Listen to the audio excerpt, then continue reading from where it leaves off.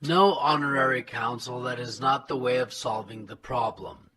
If you don't want the bear to come out of the cave, don't poke the bear. Read this article again and replace the word Russians with Jews, Africans, Chinese, or Mexicans, for example. Would this kind of racism be tolerated in your country? What this Guido Giannasso forgot to include, or who, are Russians in eastern Ukraine, who have been murdered for 8 years by their own government in Kiev.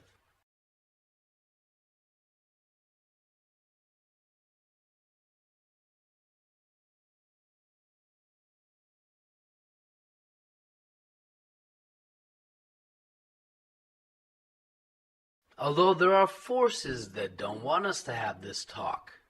Russian media has been banned. Russian bloggers are constantly under the threat of being deleted.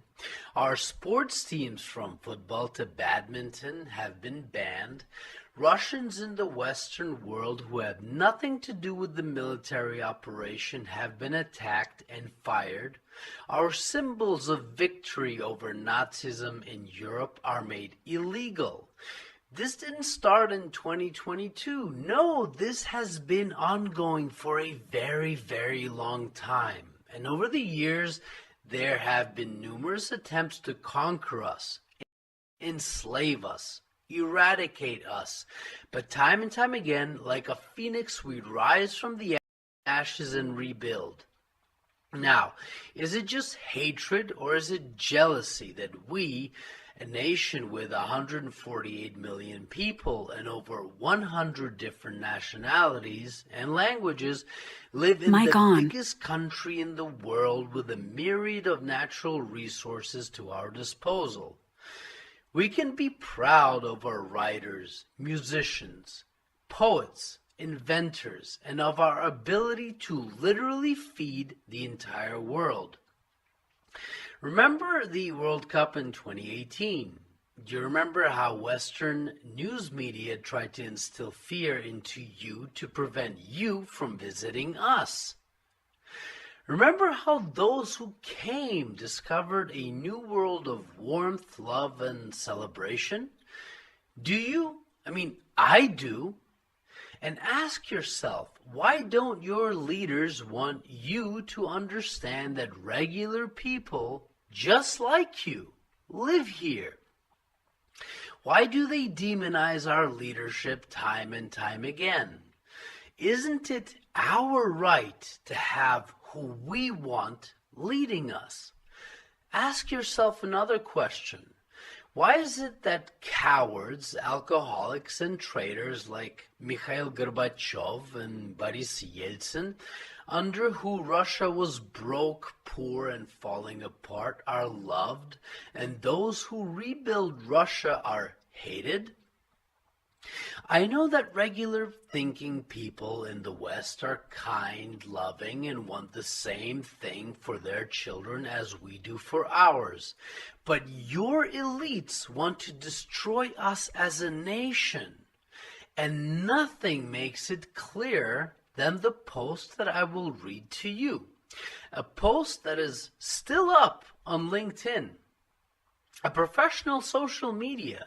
A post from a highly educated person named Guido Giannasso, a Swiss-Italian honorary consul to Romania in Geneva. The real problem with Russia is not Putin, it is Russia. Since the start of the Russian invasion of Ukraine, Western observers have kept focusing on Putin.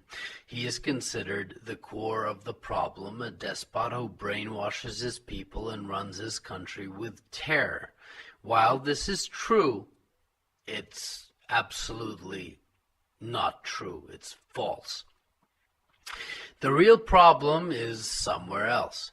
Russia has been bullying, threatening, and invading its neighbors for centuries. Finland, the Baltic states, Poland, Romania, Georgia, Afghanistan have been its victims long before Putin. Yeah, just don't mention all of the nations that your countries actually destroyed over the course of the years, and how many people in Africa you've enslaved, etc., etc. Yet, don't remember that. That is inconvenient. Even today, Putin is very popular among Russians. Recent independent polls suggest that over 70% of Russians in Russia support Putin and the invasion of Ukraine. Source Levada Center. Incredibly, this is also the case for 78% of Russians living in the Baltic states. How is it possible Russians living in Estonia are EU citizens free from Putin's brainwashing, yet the large majority support him? Don't get me wrong, there are Russians who oppose Putin. Some of them are bravely challenging him in the streets of Moscow. Many are well-educated, cosmopolitan, upper-middle-class Russian citizens who vote with their feet and leave the country. But they are a minority. The sad reality is that most Russians are with Putin and support his invasion of Ukraine. So where's the real problem here? The problem lies in Russian culture, a combination of high power distant collectivism and nationalism. The high power distance suggests that Russia rejects the idea of democratic system and have a preference for a strong leader running the country with an iron fist. Putin today, Stalin before him. Russian leaders who tried to make the country more democratic, like Gorbachev and Yeltsin, are unpopular in Russia. Yeah, they are unpopular here because they literally destroyed our country. They tore people apart. They caused it. It's not about voting and democracy. This was about us being enslaved by your corporations and your elites. That's why we don't like them. Because they caused so much carnage in this country. So much during the 90s that we are still trying to get out of that particular situation. We are still trying to rebuild from the 90s, and Russians who lived through the 90s, the majority of them, are more afraid of the 90s coming back than of a war. I'm confident in that. That's why we don't like Gorbachev or Yeltsin.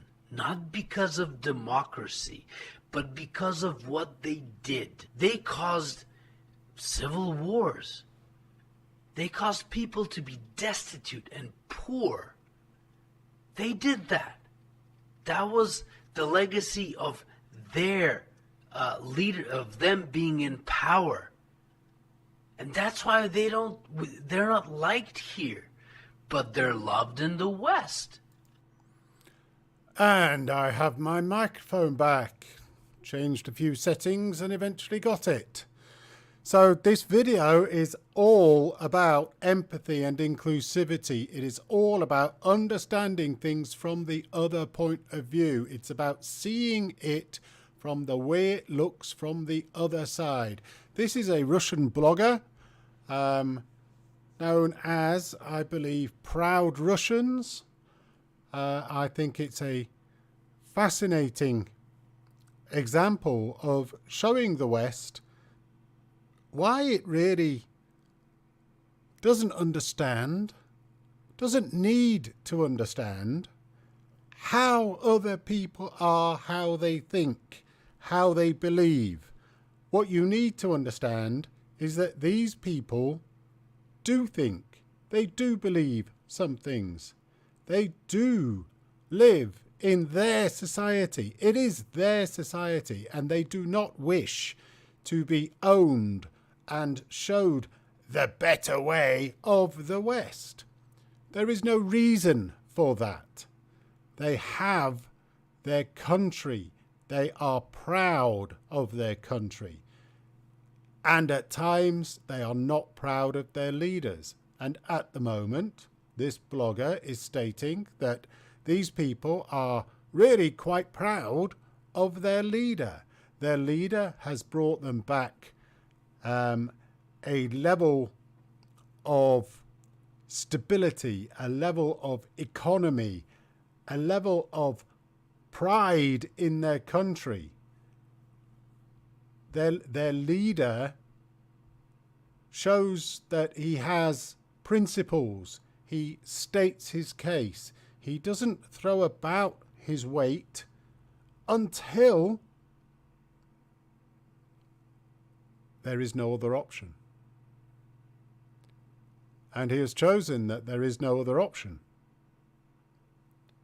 And on that basis, he has been telling the West since 2008 that it is pushing beyond Russia's red lines. For 14 years. That's how patient he has been. For 14 years. He has been telling the West that they are breaking Russia's red lines. And since 2014, as has been now admitted in some mainstream media in the United States, since 2014 there has been a civil war in Ukraine, where in that civil war the majority, those from West Ukraine, have decided that people who are ethnic Russians are not wanted in their country. Let's continue with what Mr. Proud Russians is saying. I wonder why, but let's continue. Nationalism, solidarity, and cultural identity shared between Russians is complex and usually summarized through metaphors. Sometimes Russians revert to simply leaving this fact unexplained, quoting the famous poet Fyodor Tuchov, who said, "You cannot understand Russia with your mind, you can only believe in it." Others refer to the idea and symbolism of a shared Russian soul, dusha. This explains the soul as a combination of one's heart, mind, and culture, and the uniting point making Russians as cohesive and proud people, narod, constantly engaged in an epic battle to defend its soul against foreign enemies. If you read Putin's speeches, you will find this theme again and again. Understanding the cultural roots of today's tragic events is important. We must realize that getting rid of Putin will not solve the problem. The only way to build peace and stability in Europe is working on a long-term strategy to contain Russia. This can only be done with a combination of stiff economic sanctions, rapid buildup of a strong European defense system, independence from Russian gas, and integration of Ukraine and Moldova in the European Union. No honorary council, that is not the way of solving the problem.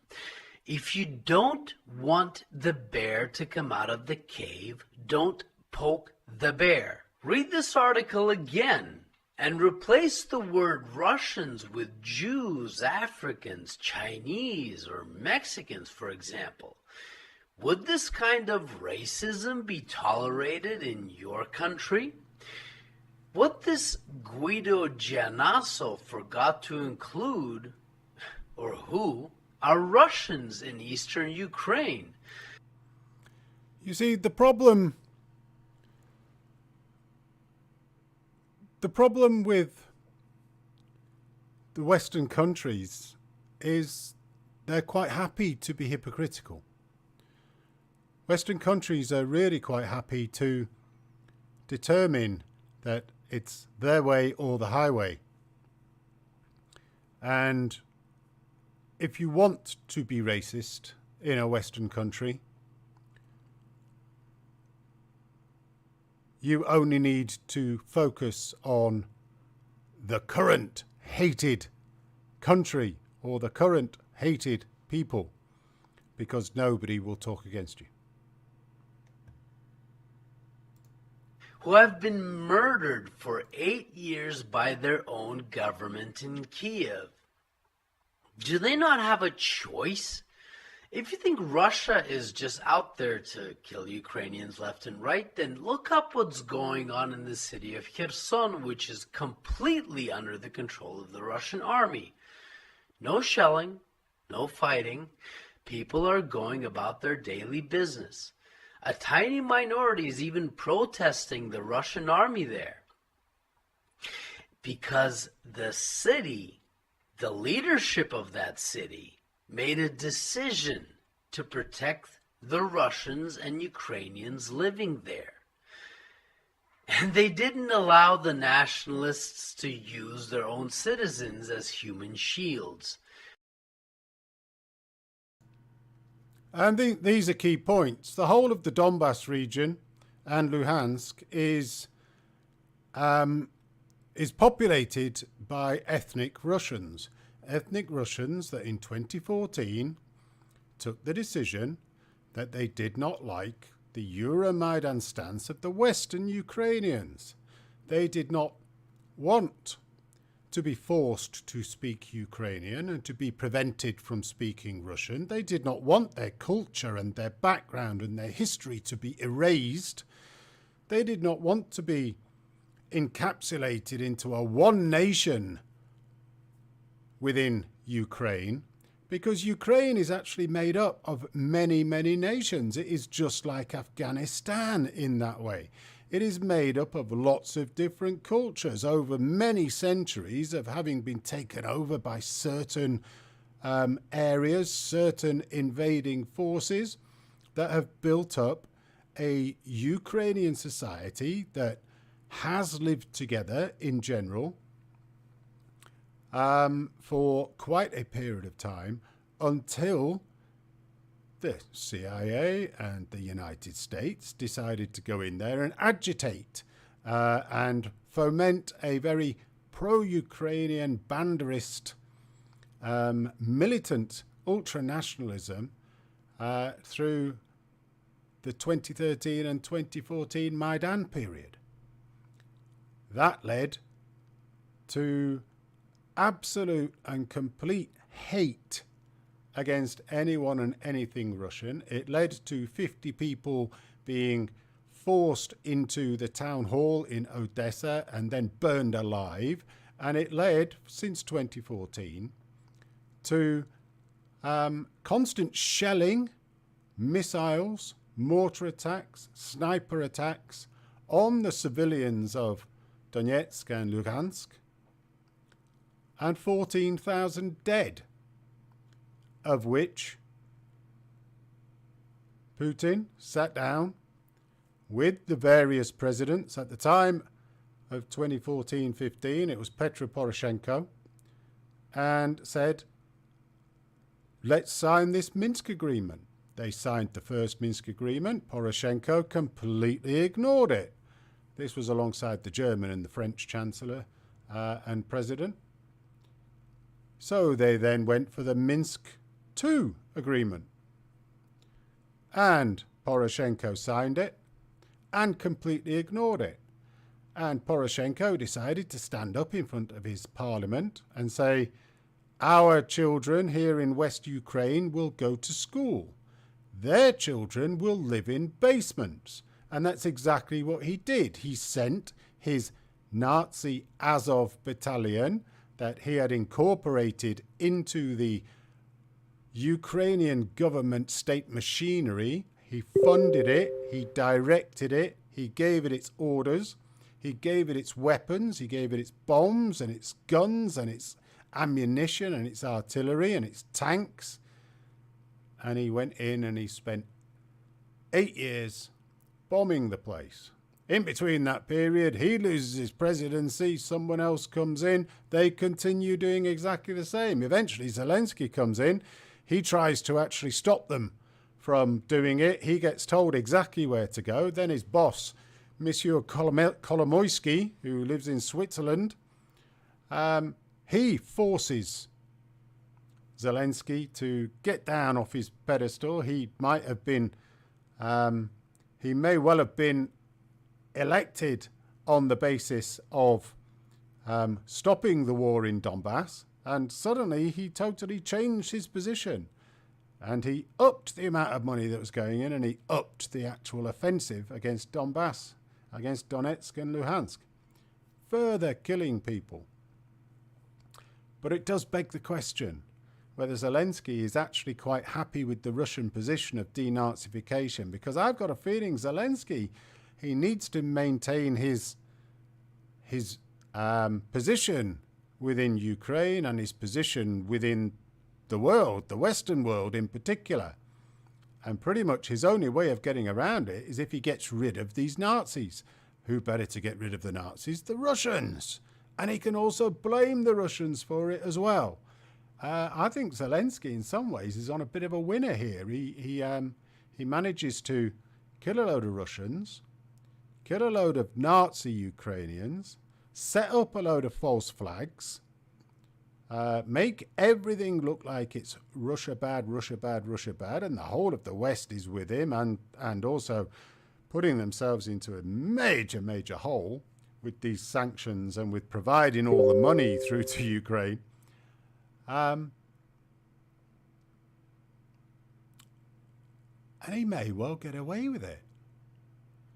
But if anybody actually looks up the OUNB and the Banderite history, Stepan Bandera, Mr. Nazi collaborator himself, and the fact that the Ukrainians, the Western Ukrainians, absolutely love him, a Nazi collaborator, they venerate him, they have given him and Shevchenko or Sheyachev, whichever his name is, the other one that's alongside him, who set up the OUNB. They have now been given Heroes of Ukraine status, despite being Nazi collaborators who actually killed many Ukrainians because they joined forces with the SS Waffen divisions, particularly the SS Galician Waffen division, as you will see on the back of Azov militants' army uniform, SS Galician. And you'll see the wolf's angle on the Azov badge. You will also see the Black Sun that was promoted by the shooter in Buffalo, New York, just a couple of days ago. Exactly the same ideology, Nazist, fascist, white supremacist. It's all the same. There is a connection here. There is a really disgusting connection of Nazism, fascism, white supremacism across those types of terrorist organizations and within Ukraine. As an example, if the Ku Klux Klan was actually taken in by the military of the United States, if it was brought into the military, if there was a regiment called the KKK regiment, full of people who followed the KKK ideology, paid for, funded, armed, directed, sent to do the bidding of the United States of America, everybody would rightly call the United States of America a racist, fascist country. Rightly. And that's exactly what's happened with Ukraine. Like they did in Mariupol. Now, all of this could have been avoided if your Western elites did not support an illegal coup d'etat of a democratically elected president of Ukraine in 2014. I mean, someone who half of the Ukrainian population voted for. And over the years, the government of Ukraine has banned their own media networks, murdered Ukrainian journalists, politicians, the elderly, men, women, and children for not supporting the illegal coup in 2014. They even denied Crimea the basic human right to fresh water, and your elites ignored it entirely. Because who cares, right? They're Russian. Finally, today, May 9th, is a day of victory when we celebrate our grandfathers and grandmothers who laid down their lives to protect us from extinction during the Great Patriotic War against the Nazi war machine. It is horrible that once again, a mere 77 years after the end of the bloodiest war, we have to answer the call to protect ourselves.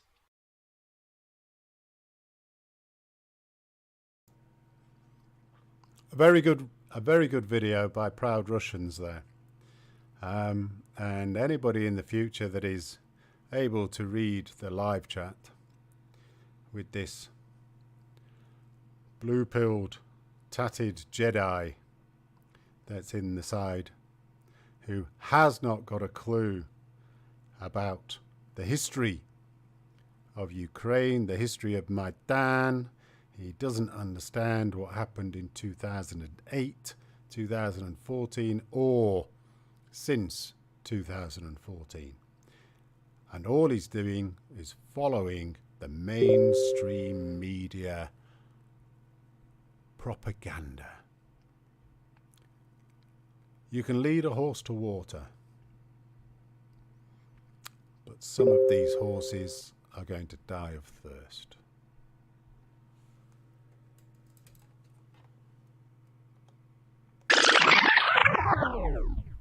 No more Mr. Nice Guy.